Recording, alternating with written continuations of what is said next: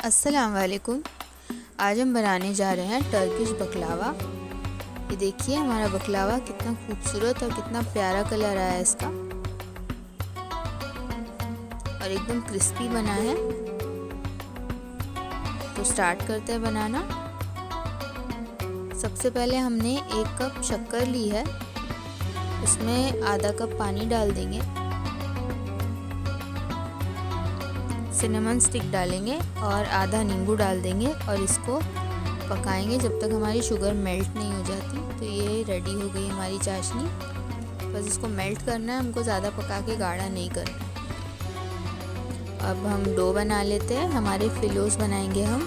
उसके लिए मैंने 3 कप मैदा लिया है, 3/4 कप मिल्क लिया है, आधा दूध आधा पानी, 1/4 कप ऑयल लिया है,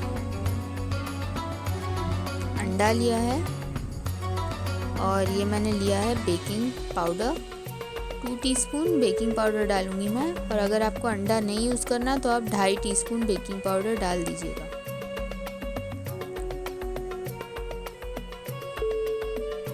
सारी चीज़ों को डाल के हम इसको अच्छे से गूंद लेंगे।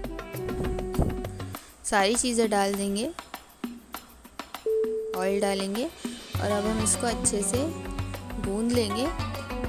और जितनी लिक्विड हमने डाला है मिल्क और पानी का, उससे ही पूरा आटा गूंद जाएगा, हमको और पानी डालने की ज़रूरत नहीं पड़ेगी।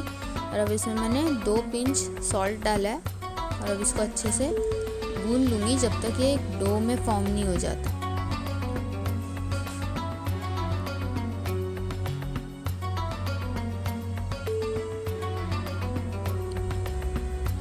आप देख सकते हैं उतने लिक्विड में अच्छी तरह बाइंड हो चुका है, मुझे बिल्कुल भी पानी डालना नहीं पड़ा है।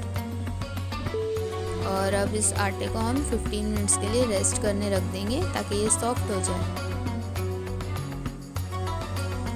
15 मिनट्स बाद ये अच्छी तरह से सॉफ्ट हो गया है, थोड़ा सा फूल गया है। ये देखिए। अब हम इसके पार्ट्स कर लेंगे। 6 पार्ट्स में इसको मैं डिवाइड कर लूँगी। आप चाहे तो इस पार्ट का भी आधा पार्ट कर सकते हैं और ज़्यादा लेयर्स बना सकते हैं। अब इसको जैसे हम रोटी बनाते हैं उस तरह से सारे पार्ट्स के हम गोले बना लेंगे।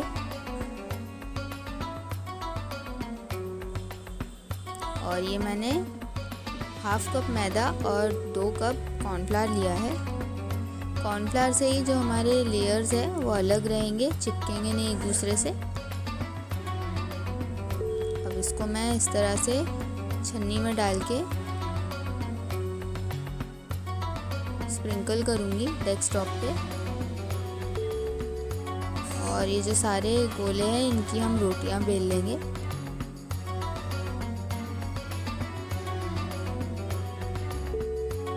पहले अब हमको छोटी छोटी रोटियां बेलनी है, बड़ी बड़ी नहीं बेलनी है।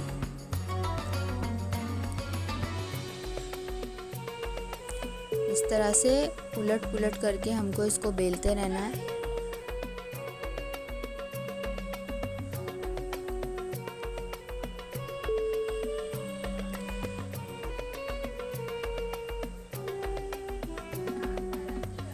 इस तरह से बेल के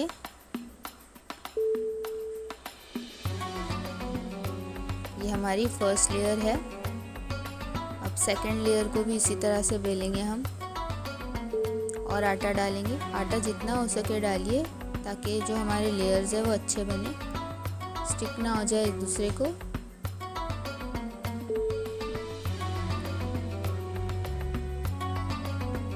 जो कॉर्नफ्लावर होता है वो बहुत स्लिपरी होता है। तो आप देख सकते हैं मेरी रोटी कितने अच्छे से रोल हो रही है, बिल्कुल भी रुक नहीं रही है। इसी की वजह से हम बड़ी से बड़ी रोटी बेल पाएंगे, तभी हमारा फिलो तैयार हो पाएगा बकलावा के लिए। आप चाहे तो रेडीमेड फिलो भी ले सकते हैं, लेकिन घर में जो बनाते हैं वो ज़्यादा अच्छा लगता है।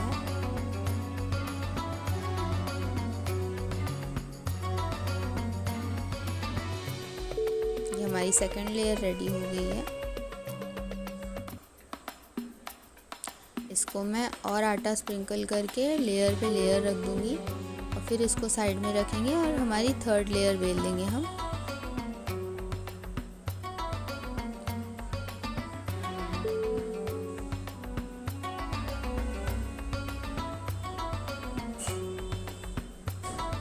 इस तरह से हमने लेयर्स बेल ली है।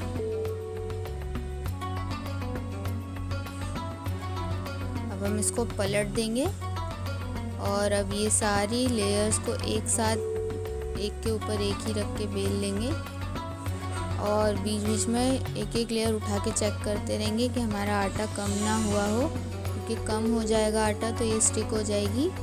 तो इस तरह से अब हम बेलते जाएंगे। इसका प्रोसेस बस बेलने का ही ज़्यादा है। बकलावा जो है बहुत ही ध्यान से बनाना होता है।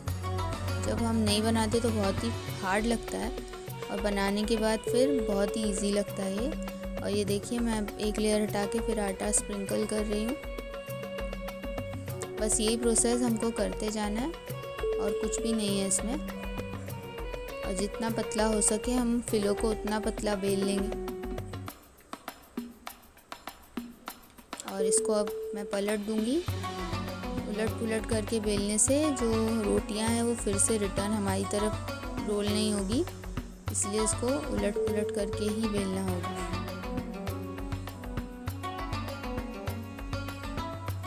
फिर इसको मैं ऐसे पलट दूंगी और फिर इसको बेलती रहूँगी। बस बेलते ही रहना है इसको। और जितना बड़ा हो सके उतना बड़ा कीजिए, उतना पतला कीजिए।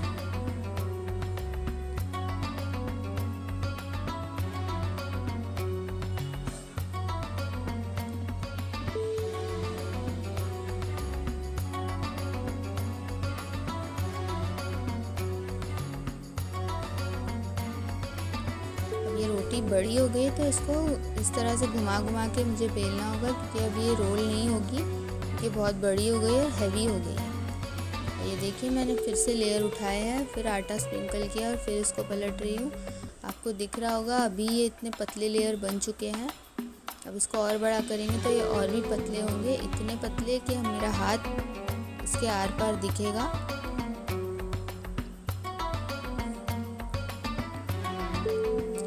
कॉर्नफ्लावर की वजह से रोटी जो है अपने आप ही खुद अलग हो रही है, स्टिक नहीं हो रही है एक दूसरे को। बस इसको मैं फिर से बेलूंगी।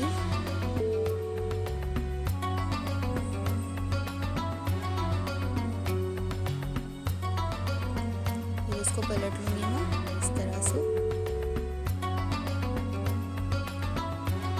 और बस इसको बेलते जाऊंगी जब तक मुझे नहीं लगता कि ये परफेक्ट हो गई है। मैं इसको बेलते जाऊंगी।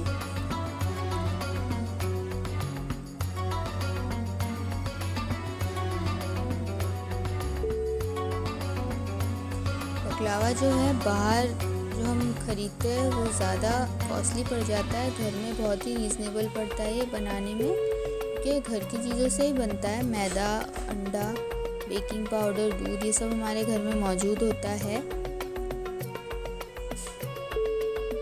ड्राई फ्रूट्स अगर आपके पास पिस्ता नहीं है तो आप बादाम, काजू ये सब भी डाल सकते हैं। और ये देखिए लेयर्स देखिए कितनी अच्छी लग रही है हमारी सारी एक साथ। बस इसी तरह से उलट पुलट करके इसको बेलते जाना है। ये काफ़ी बड़ी बन गई है रोटी।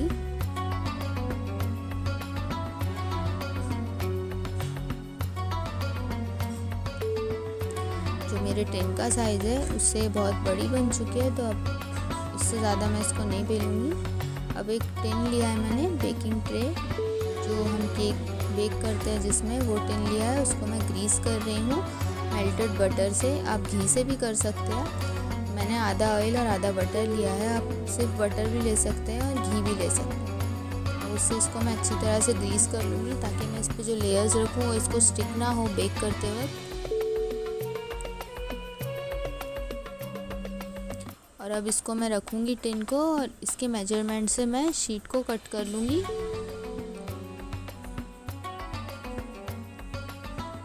इस तरह से रख के नाइफ से हम इसको कट कर लेंगे, बहुत इजीली ये कट हो जाएगा। इस तरह से कट करने से इसका प्रॉपर साइज कटेगा। और अब हम शीट को इस तरह से निकाल लेंगे। आप देख सकते हैं हमारी शीट कितनी इजीली निकल गई है। और ये देखिए मेरा हाथ आर पार दिख रहा है, इतनी पतली शीट बेली है हमने। और ये जो एक्स्ट्रा आटा जो है इसको इस तरह से डस्ट कर देंगे। और अब ग्रीस की हुई टिन में इस तरह से एक शीट को रख देंगे हम।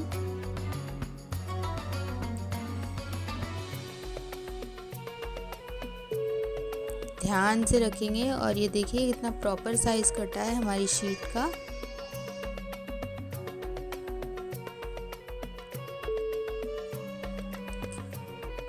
और अब दूसरी शीट रख देंगे निकाल के।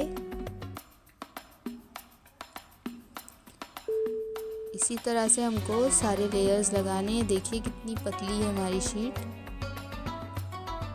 इतनी ही पतली होनी चाहिए, तभी ये बेक होने के बाद एकदम क्रिस्पी बनेगी। अगर ये मोटी रही तो बिल्कुल भी क्रिस्पी नहीं बनेगी और वैसा लुक भी नहीं आएगा बकलावा जैसा। अब ये दूसरी शीट लगाई है मैंने और ये तीसरी शीट लगा दी है। और अब इसके ऊपर जो पिस्ता है वो डाल दूंगी मैं फिलिंग के लिए। मैंने सिर्फ पिस्ता लिया है, आप चाहे तो मिक्स ड्राई फ्रूट्स भी ले सकते हैं। इसको मैंने पल्स पे ग्राइंड किया है पिस्ते को। और अब ये शीट की जो साइड्स है जो हमने इतनी मेहनत से बेली है तो हम इसको वेस्ट नहीं करेंगे। तो ये जो साइड्स है ये भी मैं इस तरह से लेयर्स में लगा दूंगी जितना पॉसिबल हो सके। और बाकी के जो साइड्स बचेंगे उसके मैं डिफरेंट शेप के बकलावा बनाऊंगी।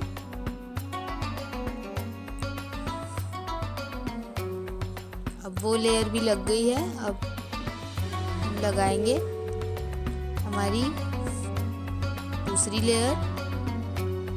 3 लेयर हमने लगाई थी, फिर उसके ऊपर साइड्स लगाए थे। अब हम 4th लेयर लगा रहे हैं हमारी। जो मैंने बीच में पट्टे लगाए थे उसके ऊपर भी मैंने पिस्ताचियो डाले हैं। अब ये लेयर लगेगा इस पे, 4th लेयर।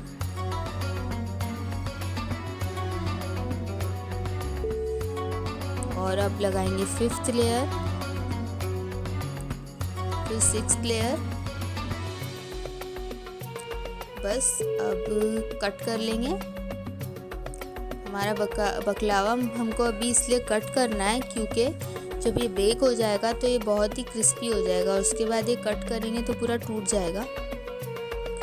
इसीलिए हमको अभी ही कट करना है, ध्यान से कट करना है नीचे तक। और इस तरह का शेप मैंने लिया है। आप कोई भी शेप बना सकते हैं, सिर्फ स्क्वायर भी बना सकते हैं। मैंने ट्रायंगल स्क्वायर दोनों बनाए हैं। अब इसके ऊपर मेल्ट किया हुआ बटर डाल रही हूँ मैं। बटर और ऑयल मैंने मिक्स किया है वो डाल रही हूँ मैं। इस तरह से डाल दिया है मैंने, पूरा फिल कर दिया इसको। और ये देखिए मैंने इसको 45 मिनट्स के लिए बेक किया है 150 डिग्री सेल्सियस पे। तो एकदम परफेक्ट बेक होगा। इतना ही टाइम बेक करना, इससे ज़्यादा करेंगे तो जल भी सकता है। अब इसके ऊपर जो हमने चाशनी बनाई है वो डाल देंगे। चाशनी डालने के बाद हम इसको 2 घंटे के लिए रख देंगे ताकि चाशनी पूरी सोक कर ले अंदर ये बकलावा। तब जाके ये मीठा होगा और इसमें फ्लेवर्स आएंगे क्योंकि हमारी चाशनी बहुत ही फ्लेवरफुल है। इसमें लेमन और दालचीनी है तो बहुत ही अच्छा खट्टा सा सिट्रसी फ्लेवर आएगा हमारे बकलावे में। और ऊपर से पिस्ताचियो डाल देंगे गार्निशिंग के लिए।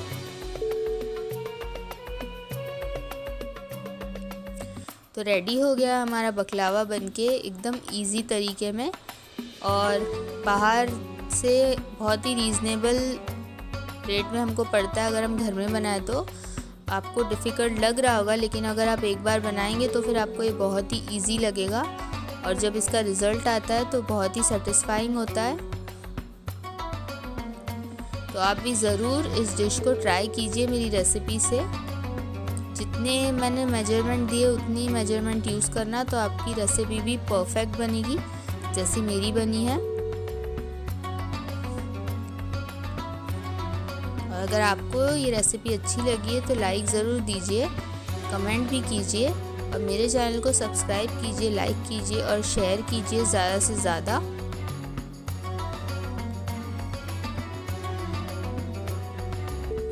कितनी प्यारी लेयर्स आई है हमारे बकलावे की, आप देख सकते हैं, और देखने में इतना यमी लग रहा है, ये खाए बिना रुक नहीं सकता है कोई भी। और नीचे से भी कलर बहुत ही प्यारा आया है। और ये मैंने कुछ अलग शेप का बकलावा भी बना लिया है। Thanks for watching. और अगर आप मेरे चैनल को सब्सक्राइब करते हैं तो बेल आइकॉन नोटिफिकेशन दबाना बिल्कुल भी मत भूलिएगा।